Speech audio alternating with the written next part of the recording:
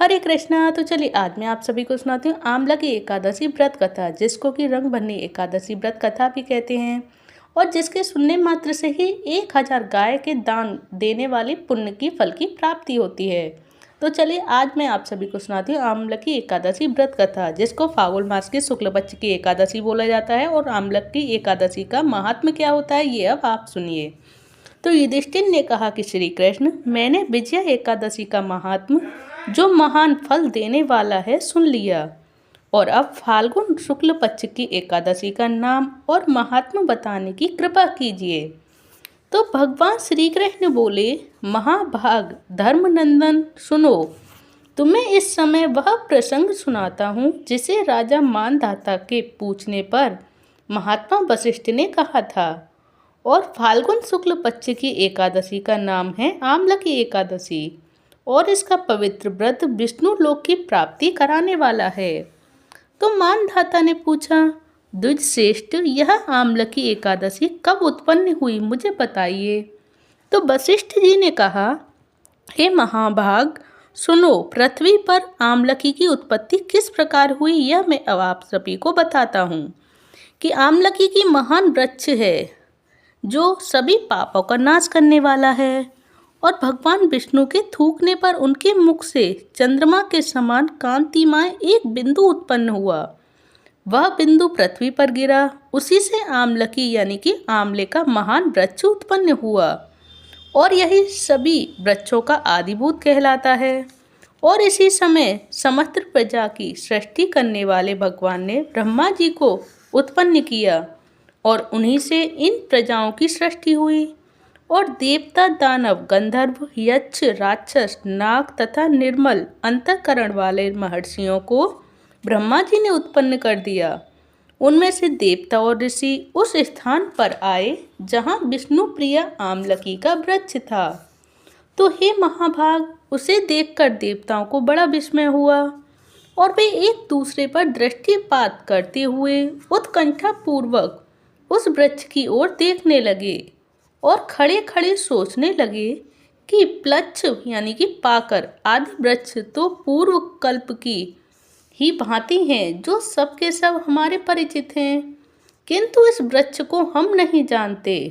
और इसी प्रकार चिंता करते देख आकाशवाणी हुई कि महर्षियों, यह सर्वश्रेष्ठ आंवलकी का वृक्ष है जो भगवान विष्णु को प्रिय है। इसके स्मरण मात्र से गोदान का फल प्राप्त होता है और स्पर्श करने से इससे दूना और फल भक्षण करने से तिगुना पुण्य प्राप्त होता है। इसीलिए सदा प्रयत्न पूर्वक आंवलकी का सेवन करना चाहिए। और यह सब पापों को हरने वाला वैष्णव वृक्ष बताया गया है। इसके मूल में विष्णु, उसके ऊपर ब्रह्मा, स्कंद में परमेश्वर भगवान रुद्र, शाखाओं में मुनि, टहनियों में देवता, पत्तों में वसु और फूलों में मरुदगण तथा फलों में समस्त प्रजापति वास करते हैं। आंवलकी सर्वदेवमयी बताई गई है, अतः विष्णु भक्त पुरुषों के लिए यह परम पूज्य है। तो ऋषि बोले, अव्यक्त स्वरूप से बोलने वाले महापुरुष, कि हम लोग आपको क्या समझे, आप कौन हैं, देवता हैं या कोई और, हमें ठीक ठीक बताइए।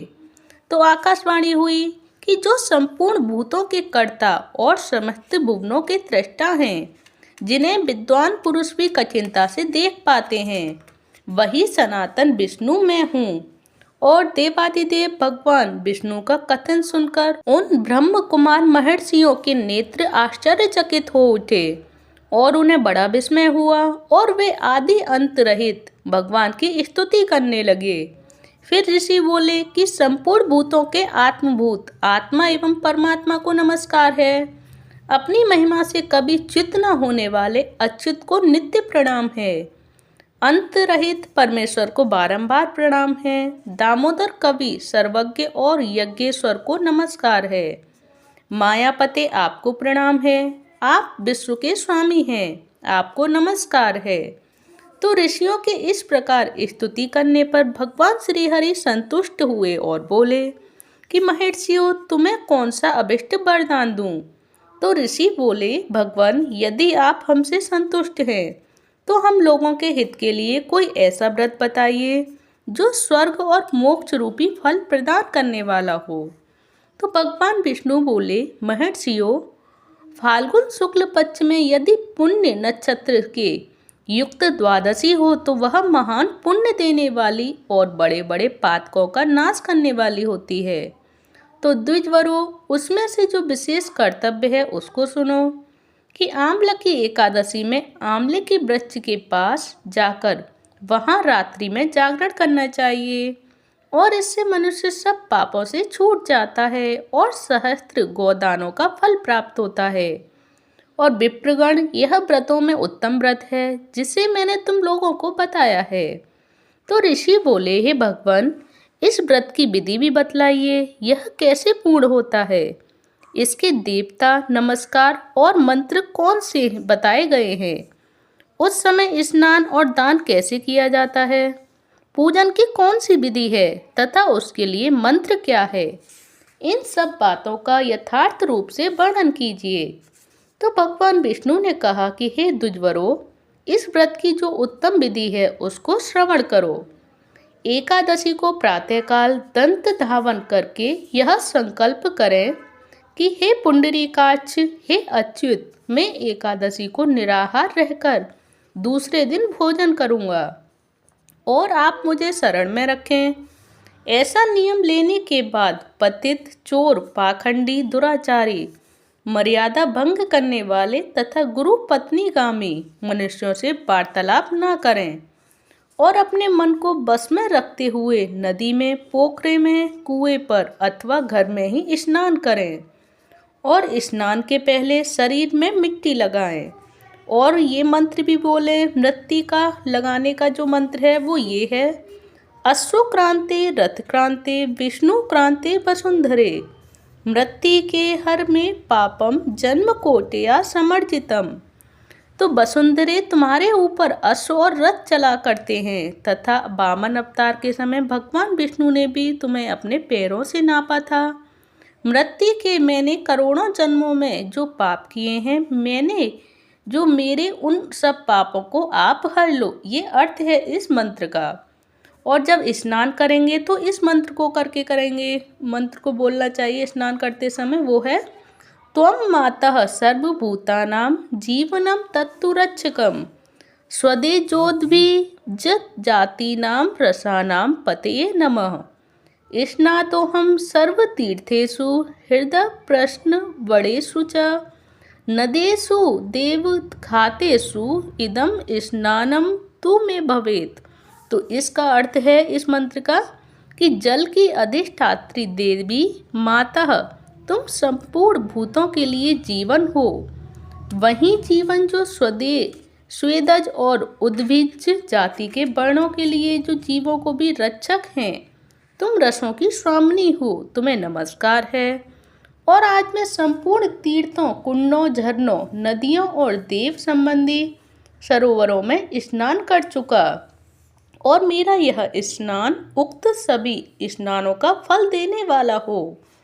और विद्वान पुरुष को चाहिए कि वह परशुराम जी की सोने की प्रतिमा बनवाए और प्रतिमा अपनी शक्ति और धन के अनुसार 1 या आधे माह से स्वर्ण की होनी चाहिए। और स्नान के पश्चात घर आकर पूजा और हवन करें। इसके बाद सब प्रकार की सामग्री लेकर आंवले के वृक्ष के पास जाएं और वहां वृक्ष के चारों ओर की जमीन झाड़ फुहार लीप पोत कर शुद्ध करें और शुद्ध की हुई भूमि में मंत्र पाठ पूर्वक जल से भरे हुए नवीन कलश की स्थापना करें और कलश में पंचरत्न और दिव्य गंध आदि छोड़ दें और श्वेत चंदन से उसको चर्चित करें। कंठ में फूल की माला पहनाएं और सब प्रकार के धूप की सुगंध फैलाएं और जलते हुए दीपकों की श्रेणी सजाकर रखें। तात्पर्य यह है कि सब ओर से सुंदर एवं मनोहर दृश्य उपस्थित करें और पूजा के लिए नवीन छाता, जूता, वस्त्र भी मंगाकर रखें और कलश के ऊपर एक पात्र रखकर उसे दिव्य लाजों यानी कि खीलों से भर दें। फिर उसके ऊपर सुवर्णमय परशुराम जी की स्थापना करें और फिर विश्वोकाय नमः बोलें और कहकर उनके चरणों पर लगाएं और विश्वरूपेण नमः बोलें। फिर उनके दोनों घुटनों की पूजा करें। फिर उग्राय नमः बोलकर जांघों की पूजा करें। फिर दामोदराय नमः से कटी भाग की पूजा करें। फिर पद्म नाभाय नमः से उदर की। फिर श्री वत्स धारिणे नमः से वक्ष स्थल की पूजा करें। फिर चक्रिणे नमः से बाईं बाह की। फिर नेक्स्ट है गदिने नमः से दाहिनी बाह की करें। फिर बैकुंठाय नमः से कंठ की करें। फिर इसके बाद यज्ञ मुखाय नमः से मुख की और विशोक निधय नमः से नासिका की पूजा करें। फिर वासुदेवाय नमः से नेत्रों की करें। फिर वामनाय नमः से ललाट की पूजा करें। फिर सर्वात्मने नमः से संपूर्ण अंगों तथा समस्त मस्तक की पूजा करें। यही पूजा के मंत्र हैं। तदंतर भक्ति युक्त चित्त से शुद्ध फल के द्वारा देवाधिदेव परशुराम जी को अर्घ्य प्रदान करें। फिर अर्घ्य देते समय ये मंत्र का उच्चारण करें जो है नमस्ते देव देवेश जामदग्नि नमोस्तुते ग्रहणार्ध्यमिमं दत्त मामलक्या युक्तम हरे। तो इसका अर्थ है कि देव देवेश्वर जमदग्नि नंदन श्री विष्णु स्वरूप परशुराम जी आपको नमस्कार है, नमस्कार है। आम्ल के फल के साथ दिया हुआ मेरा अर्घ्य ग्रहण कीजिए। तदंतर भक्ति युक्त चित्त से जागरण करें। फिर नृत्य संगीत वाद्य धार्मिक उपाध्यायन तथा श्री विष्णु संबंधिनी कथा वार्ता आदि के द्वारा वह रात्रि व्यतीत करें। उसके बाद भगवान विष्णु के नाम ले लेकर आमलकी वृक्ष की परिक्रमा 108 या 28 बार जरूर करें। फिर सवेरा होने पर श्री हरि की आरती करें और ब्राह्मण की पूजा करके वहाँ की सब सामग्री उसे निवेदन करके दे दें और परशुराम जी का कलश 2 वस्त्र जूता आदि सभी वस्तुएं दान कर दें और यह भावना करें कि परशुराम जी के स्वरूप में भगवान विष्णु मुझ पर प्रसन्न हों। तत्पश्चात आमलकी का स्पर्श करके उसकी प्रदक्षिणा करें और स्नान करने के बाद विधि पूर्वक ब्राह्मणों को भोजन कराएं। तदंतर कुटुंबियों के साथ बैठकर स्वयं भी भोजन करें। ऐसा करने से जो पुण्य प्राप्त होता है वह सब बतलाता हूँ, सुनो। तो संपूर्ण तीर्थों के सेवन से जो पुण्य प्राप्त होता है तथा सब प्रकार के दान देने से जो फल मिलता है वह सब उपयुक्त सभी विधि के पालन करने से सुलभ होता है और समस्त यज्ञों की उपेक्षा भी अधिक फल मिलता है। इसमें तनिक भी संदेह नहीं है। यह व्रत सब व्रतों में उत्तम है जिसका मैंने तुमको पूरा वर्णन किया है। तो वशिष्ठ जी कहते हैं कि हे महाराज, इतना कहकर देवेश्वर भगवान विष्णु वहीं अंतर्ध्यान हो गए। तत्पश्चात उन समस्त महर्षियों ने उक्त व्रत का पूर्ण रूप से पालन किया और नृपश्रेष्ठ इसी प्रकार तुम्हें भी इस व्रत का अनुष्ठान करना चाहिए। तो भगवान श्री कृष्ण कहते हैं कि हे युधिष्ठिर, यह धुर्धर्ष व्रत मनुष्य को सभी पापों से मुक्त कराने वाला होता है। तो जय श्री हरि। तो ये रही आमलकी एकादशी व्रत कथा, जिसको कि रंगभंनी एकादशी व्रत कथा के नाम से भी जाना जाता है। तो जैसे कि मैंने आप सभी को ये कथा सुनाई है, अगर आप सभी के अगर किसी रिलेटिव्स को नहीं आती हो तो आप उनके लिए भी शेयर कर सकते हैं और पुण्य के भागी बन सकते हैं। और आप सभी को ये आमलकी एकादशी व्रत कथा या रंगभंनी एकादशी व्रत कथा कैसी लगी प्लीज़ मुझे कमेंट बॉक्स में बताइएगा। अगर अच्छी लगी हो तो प्लीज़ कमेंट बॉक्स में जय श्री हरि लिखना ना भूलें और वीडियो को लाइक करके चैनल को सब्सक्राइब करें, क्योंकि मैं आप सभी को बता देती हूँ कि एकादशी व्रत सभी व्रतों में बड़ा होता है और कठिन होता है।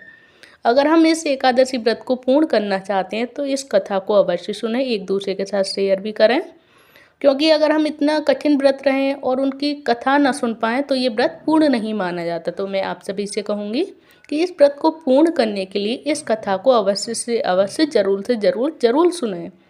और आप सभी को अगर ये कथा मन भाई हो श्री हरि विष्णु की, जो कि स्वयं श्री हरि ने अपने मुख से बताई है कि क्या पूजा विधि होती है और किस तरह से हमें पूजा करनी चाहिए, किस तरह से किन किन मंत्रों का उच्चारण कर करके हमें कैसी कैसी पूजा करनी चाहिए, जैसे कि मैंने आप सभी को वीडियो में भी बताया। और अगर आप सभी को ये सारी जानकारियाँ अच्छी लगी हो, व्रत कथा अच्छी लगी हो, तो प्लीज़ वीडियो को लाइक करके चैनल को सब्सक्राइब जरूर करें। धन्यवाद। हरे कृष्ण कृष्ण कृष्ण हरे हरे, हरे राम राम राम हरे हरे।